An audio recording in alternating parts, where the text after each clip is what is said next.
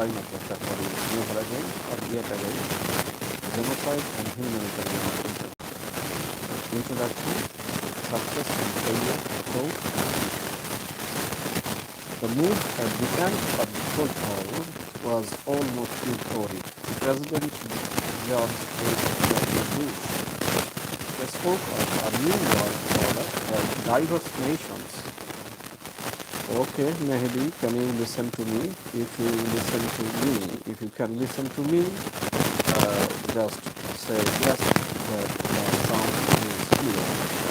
We are going to talk about humanitarian intervention and genocide problems in the world. I hope audiences from across the world will watch this slide together us. A new world order. Sound clear, power back to now. Sound clear is not sound clear. Let me try.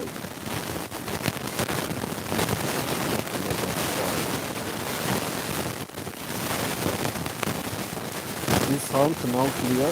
Maybe. Can you listen clearly?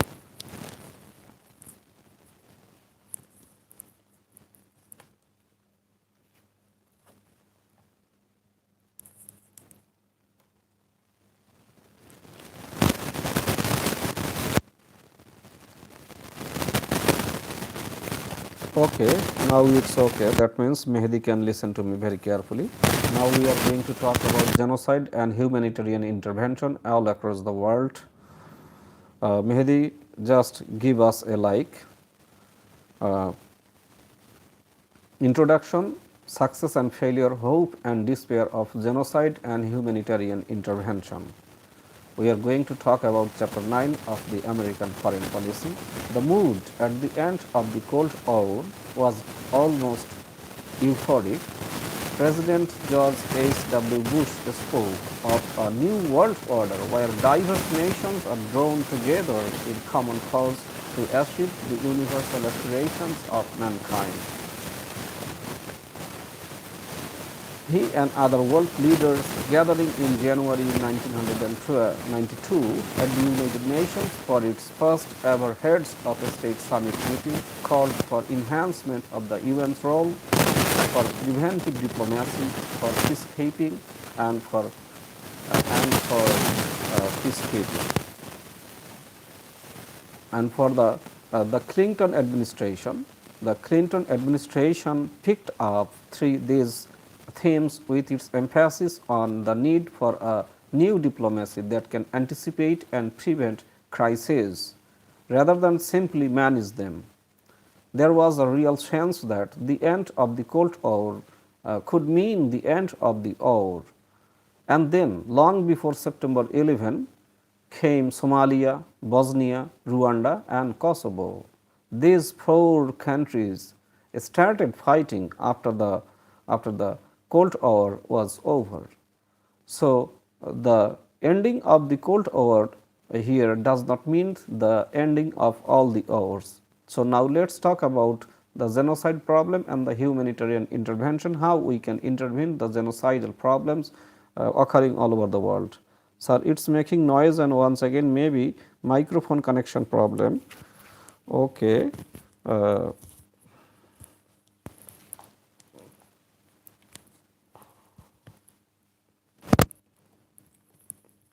Okay, let us try. Okay, please give us one comment if you can hear, if you can listen to this. Mehdi, you can make another comment if you can listen to this. If you can listen to this carefully, please make a comment that it's clear and loud. Okay, Bosnia, Somalia, Rwanda, and Kosovo are still holding wars between themselves, between the nation, between each other. So, end of Cold War between the Soviet Union and the United States of America doesn't mean the stoppage of all across the world. In Somalia, the United States intervened with 27,000 troops, Operation Restore Hope. In the largely humanitarian mission of helping restore order and get food to the Somali people. Mehdi, can you listen to me clearly? Please make another comment that it's clear and loud. This mission, launched by the Bush administration in December 1992 and continued by the Clinton administration, ended up disastrously when the United States abruptly withdrew following the October 2003 killing of 18 US soldiers in urban battles in the capital city of Mogadishu of Somalia. Yes, Mehdi can hear. Okay, thank you, Mehdi. Now we are going to talk about the genocide. Genocide means killing of mass people, killing of very many people together, and we need there is some humanitarian intervention. So we are going to talk about the whole world. Just listen to us. You will understand a lot of things about the world politics. Today, over a decade later, decade means 10 years later, Somalia is still a failed state. I means there is no democracy there. There is no smooth practice of election. There is no smooth practice of human rights. So it's still a failed state. With continuing humanitarian crisis as well as security concerns about its use as a haven for terrorists and other issues. Somalia has been a hub, a center of terrorist activities. Somalia has been a center of anti-law agencies. So that's why Somalia is in a big problem. Besides Somalia, the war in Bosnia started from 1992 to 1995. Left close to a million people dead. A million people dead means almost 10 lakh people are dead or wounded in the Bosnian civil war. Civil war means the war that was fought between the people of Bosnia. No people from outside Bosnia came to fight them, but they themselves started fighting with each other. So this is a civil war. 1 million people are dead or wounded and almost 2 million people displaced. 2 million people means 20 lakhs of people displaced means they have left their homes and they have gone to another places and make their makeshift houses. And added a new term, ethnic cleansing. This is a very bad sign of genocide. Ethnic cleansing means some targeted people are killing a targeted number of people irrespective of their caste, creed or gender or any or religion. So ethnic cleansing was added a new term to the lexicon of warfare. These were the most massive killings in Europe. You see, Bosnia is a country of Europe. You have to remember it that all European countries are not developed. Bosnia is a European country which was fighting with the people of their own country. So there were these were the most massive killings in Europe since the Nazi Holocaust in World War II. Nazi Holocaust means the killing of Jews. Over 6 million Jews, means 60 lakh Jews were killed during Second World War by Hitler of Germany. This is called Nazi Holocaust. Yet for over 3 years under George H.W. Bush and then Bill Clinton, the United States did not intervene. That means they did not take any action, leaving the United Nations and the European Union to lead the multilateral peacekeeping forces, but these forces proved unable to prevent the ethnic cleansing.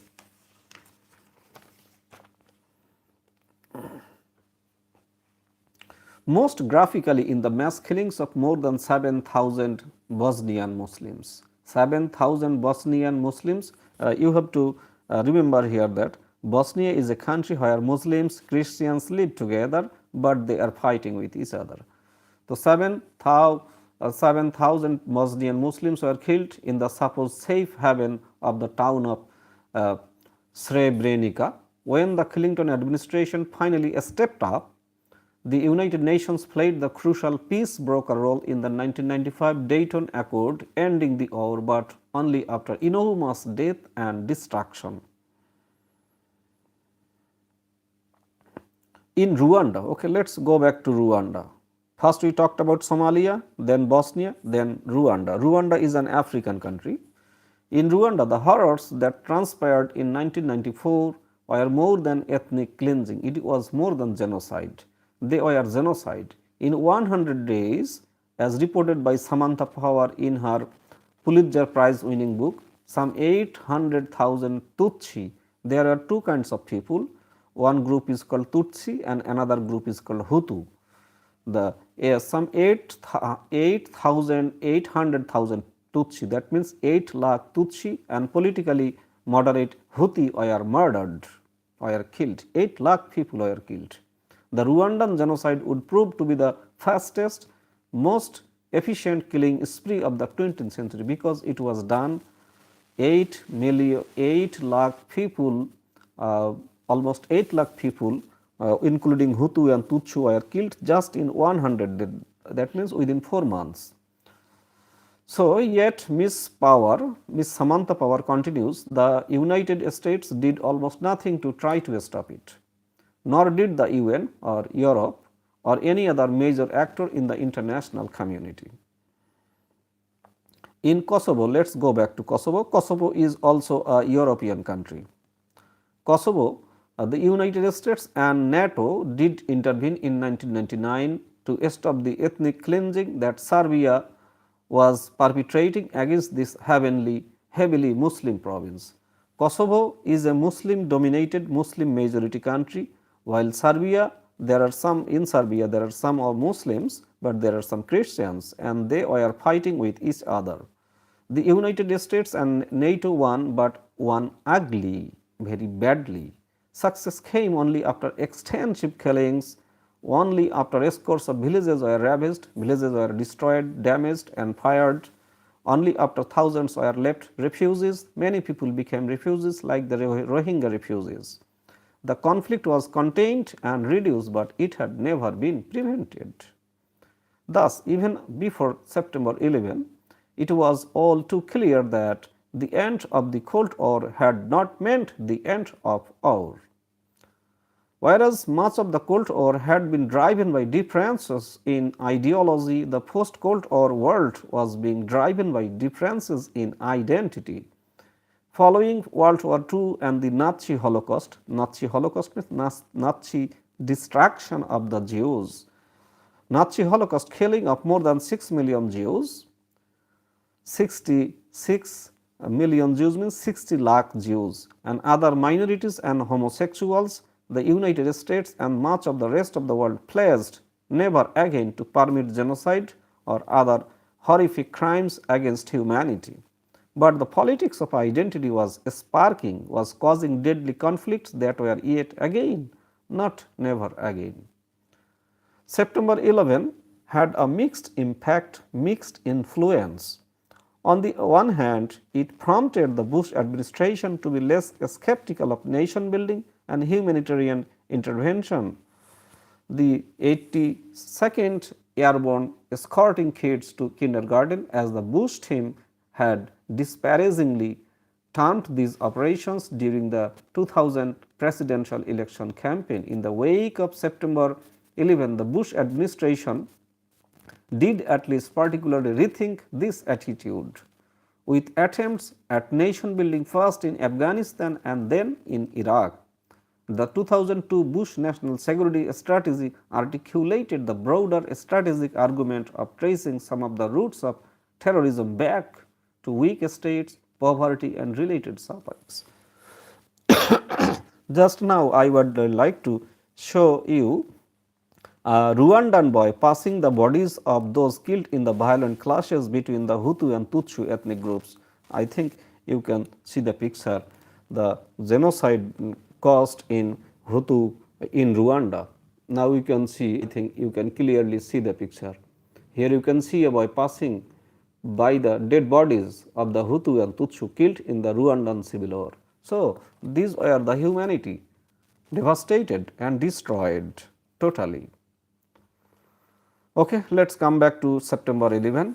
On the other hand, September 11 put hard security issues back at the top of the US foreign policy agenda.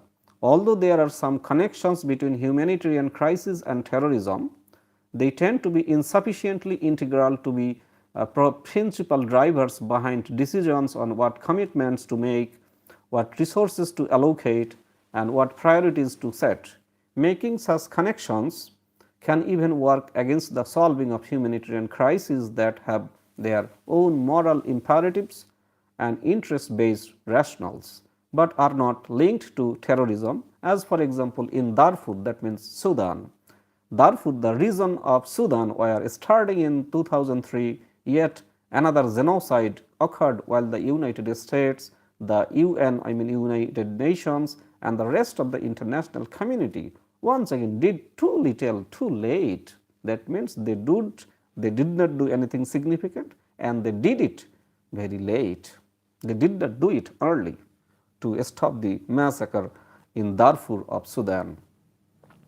For those who would throw up their hands thinking that little if anything can be done about these conflicts, there is some basis for encouragement.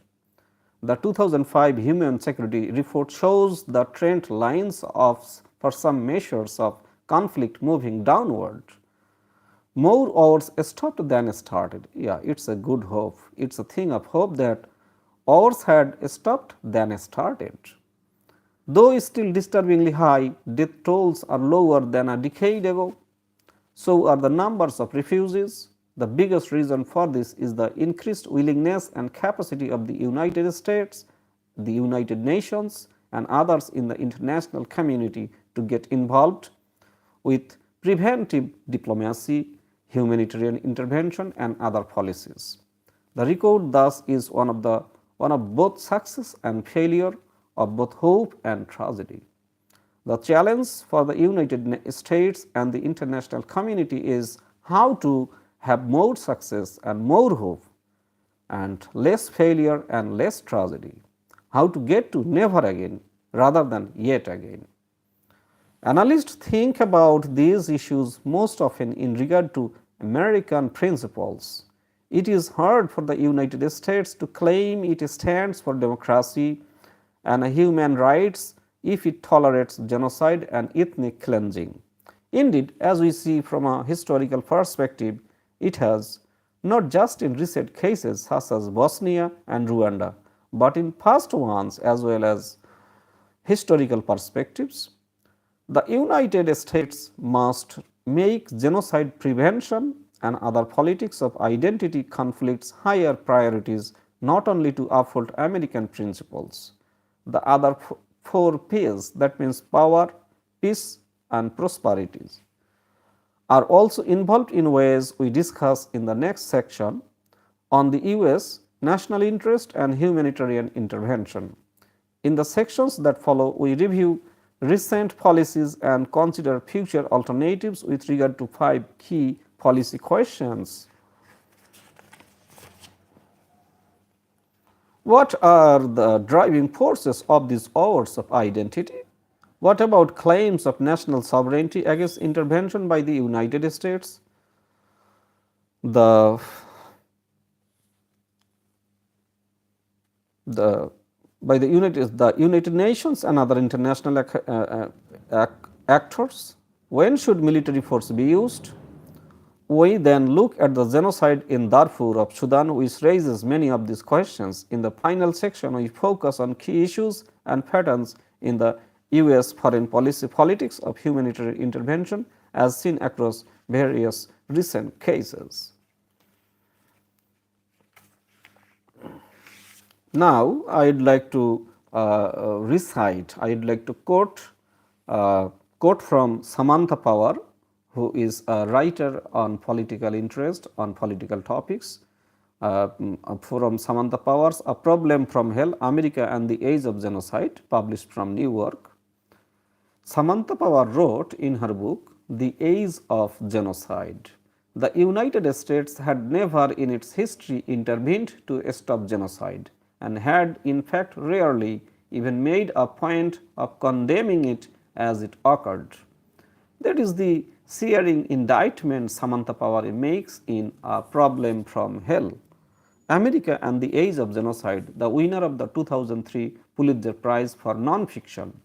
The book not only addresses contemporary cases such as Bosnia and Rwanda, but provides a historical perspective showing how time and again over the 20th century we all have been bystanders to genocide.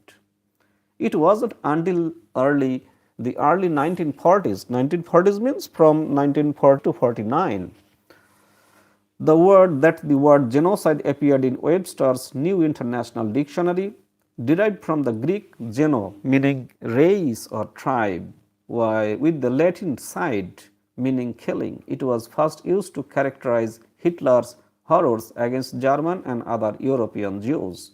Over 6 million Jews were killed by Hitler and the Nazis in gas chambers and other horrific ways in what came to be known as the Holocaust. But not until more than 2 years after the war had started, and even then,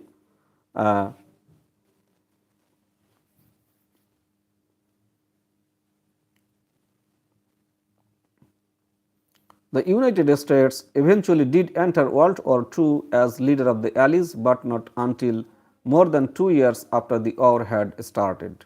And even then, despite information about the Nazi concentration camps, the war strategy did not give much priority to stopping the genocide. Earlier in the 20th century, during the World War I, nearly 1 million nearly 1 million Armenians were killed by the Turks. Turks means the people of Turkey or mean Turushko. We did not have the word yet, but the actions were a genocide. Nor was this secret or without warning. 800,000 Armenians, that means 8 lakh Armenians counted, destroyed, was the headline in the October 17, 1915 Times of London. Henry Morgenthau Senior, US Ambassador to Turkey, cabled back to Washington about the race murder going on, but neither the United States nor Great Britain nor any other country took serious action. Amid these horrors, a hero emerged, Raphael Lemkin. Just remember the name, Raphael Lemkin. He did more than any other individual to try to generate outrage about an action against genocide. A Polish Jew, Lemkin, so Lemkin is a Polish Jew, a Jew of Poland, started working on the issue in the 1920s. 1920s mean 1920 to 29, while still a college student in his native Poland, and then as a young lawyer in the 1930s. 1930s means 1930 to 1939. When the Nazis invaded Poland, means attacked Poland, he was forced to flee and ended up in the United States as a law professor at Duke University. Lemkin not only coined the term genocide, but also was the moving force behind the 1948 Convention on the Prevention and Punishment of the Crime of Genocide. This was the very first human rights treaty approved by the United Nations. Its purpose, as stated in its preamble, recognizing that at all periods of history genocide has inflicted great losses on humanity, was to liberate mankind from such an odious scourge. Scourge means attack. Sorry. This was part of the never again pledge to so many made in so many ways after the Nazi or Nazi Holocaust or destruction of the Jews. Yet it would be almost 40 years before the United States signed and ratified the Genocide Convention. No one supported genocide, of course, but opponents of the treaty claimed that it would infringe on Americans' own sovereignty and bind American foreign policy to commitments that the United States might not want to make. Meanwhile, more cases of genocide piled up in the killing fields of Cambodia. Cambodia, you see across Myanmar. If you go across Myanmar, you will find 3 countries, Vietnam, Laos and Cambodia, and they are also neighbors to China. So, in this Cambodia were radical communists who came to power after the defeat of US-backed government, killed 2 million of their own people, 2 million of their, that means 20 lakh of their own people between 1975 to 1978. Let's come back to Iraq. In Iraq, where Saddam Hussein used chemical weapons in 1987 to 88 against Iraqi people, Iraqi Kurds. In Iraq, Kurds is a ethnic tribe. And then in the 1990s, we have the cases we still will discuss in this chapter, including Bosnia, Rwanda and Kosovo, as well as the more recent case of Darfur in Sudan. In none of these cases, historical or contemporary, was the problem of a lack of information or options. I have found, Samantha Power writes, that in fact US policymakers knew a great deal about the crimes being perpetrated, means being committed, and the United States did have countless opportunities to mitigate and prevent slaughter, means killing. But time and again decent men and women chose to look away. The gentlemen like to choose away. They don't like to look deep into the genocide, into the killing.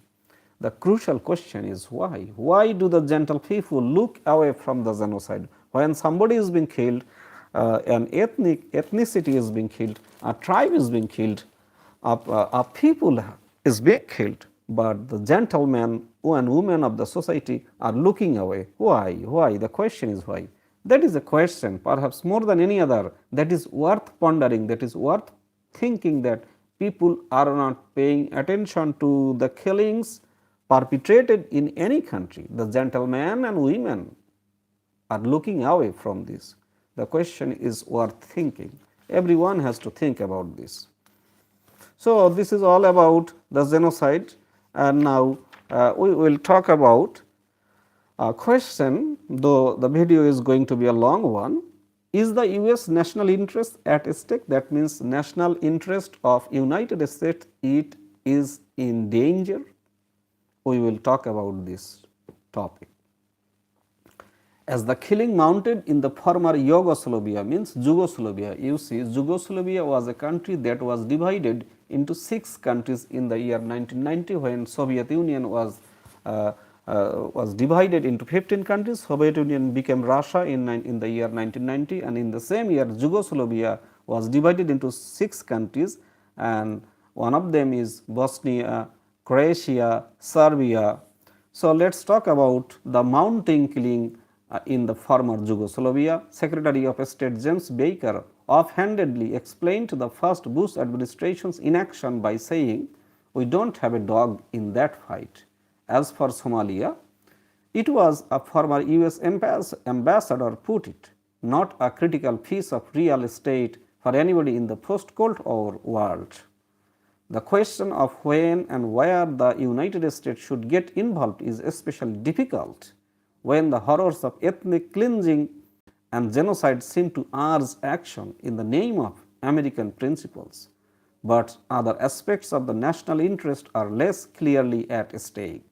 The argument was well framed in the Mother Teresa exchange of articles in Foreign Affairs by Michael Mandelbaum and Stanley Hoffman. Mandelbaum argued that giving national interest weight to humanitarian concerns is being too much like Mother Teresa and turns foreign policy into social work.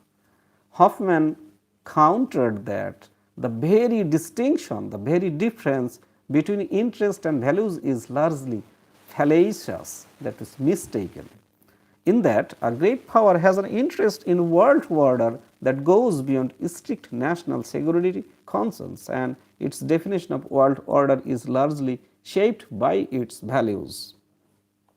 Professor Hoffman's point taps the peace component of the American national interest. His emphasis is on the overall macro global level and the intangible yet still potent ways that failures to defend basic values and stand up against genocide and other crimes against humanity, no matter where they occur, undermine the sense as well as the structures of the world's being an international community.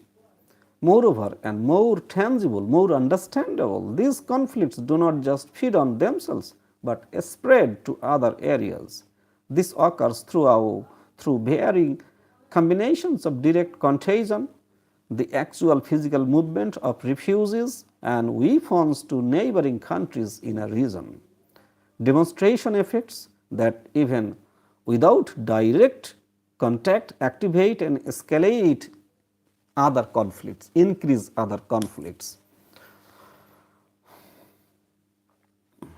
and other modes of conflict diffusion. This is what happened in Africa.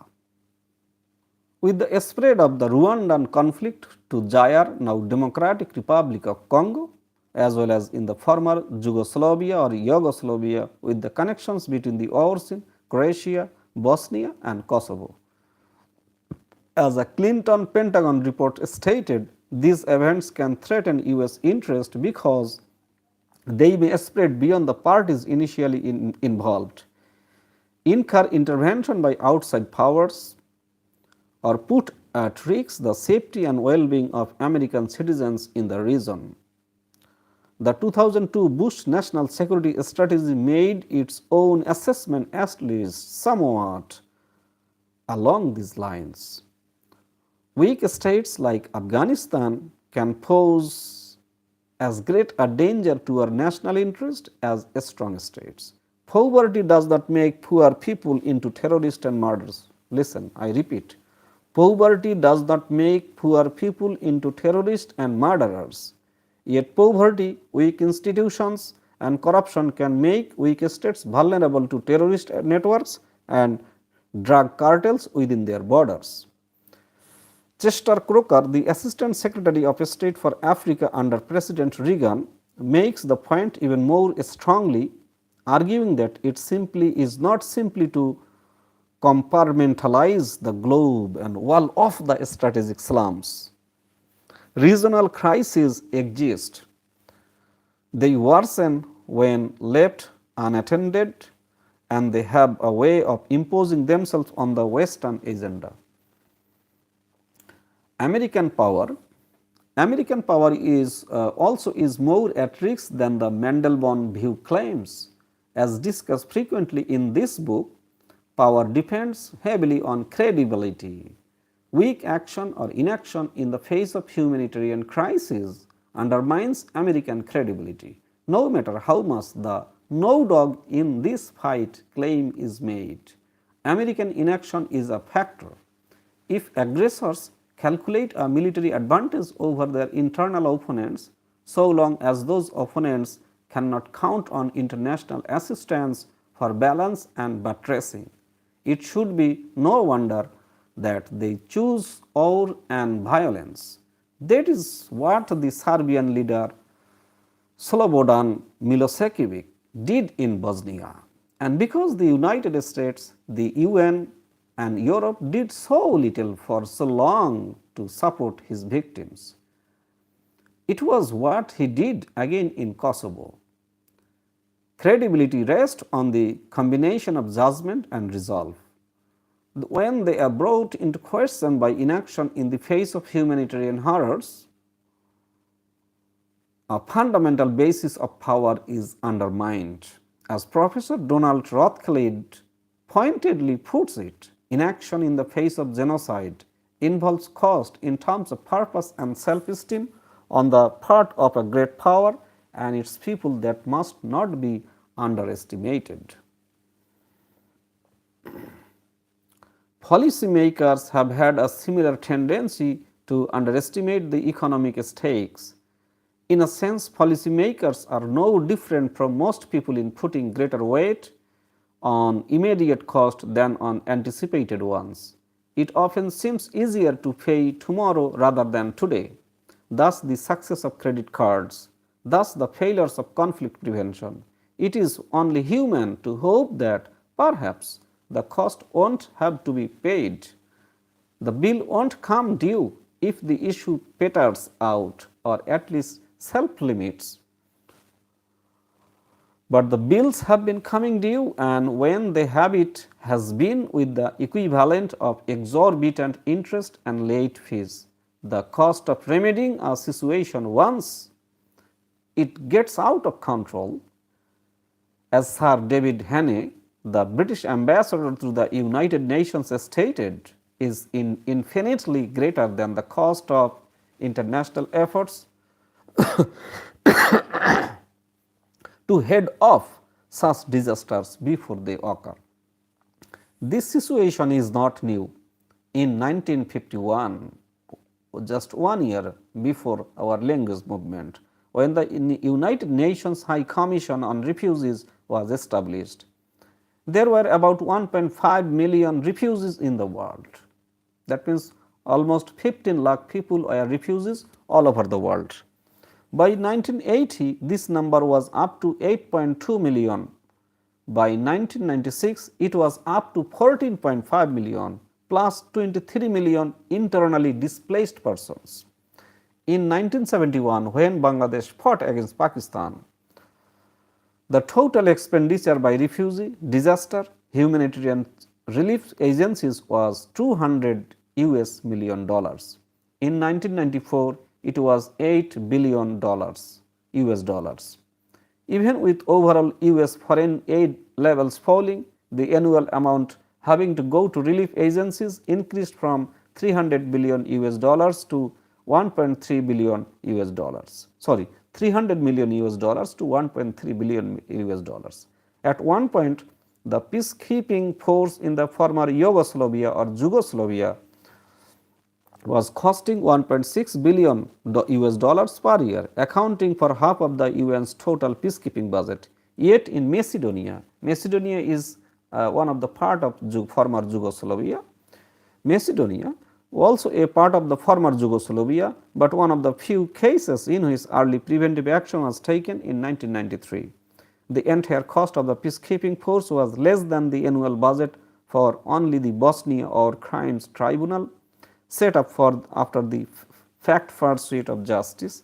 Another study estimated that the cost to the United States and other outside powers of conflict prevention in Bosnia would have been $33.3 billion compared with $54 billion spent just by 1999 for conflict management and post-conflict reconstructions. So, as for principles, it is hard to think of a more compelling purpose than prevention of genocide. In Kosovo, where the United States led the NATO intervention in 1999, principles and power were largely complementary. The intervention was intended both to stop ethnic cleansing and to ensure stability in Europe, a vital region, and the credibility of NATO, a vital alliance. Are values alone then not a sufficient basis for US intervention or other concerted action? That position has the strength of avoiding overcommitment or always being called on as the global 911, but it qualifies, if not undermines, the claim that the United States genuinely and consistently stands for principles. This trade-off can be debated, but it cannot be divided. This trade-off can be debated, but it cannot be denied. So that's all about American foreign policy on the question of is American national interest in danger, and we talked about genocides committed in Rwanda, Bosnia, Serbia, Croatia, Somalia. We also talked about Afghanistan and Iraq. So, I think it's been a long video of about 40 minutes. You see, school age children, that means people who go to school or college of Bangladesh have the psychological ability, power to hold a session of 45 minutes. So, since this has been a 40-minute session, I would like to stop here, and inshallah in our next videos we will talk in English about American foreign policy, about all the conflicts, about all the fightings, feuds, wars going on between nations and among nations. And once again I would like to thank Mehdi, because He has been constantly watching this video, though in English, though it's become a little bit difficult for him to understand, but I think listening to English will make you understand English. If you listen to English every day, you will understand English easily.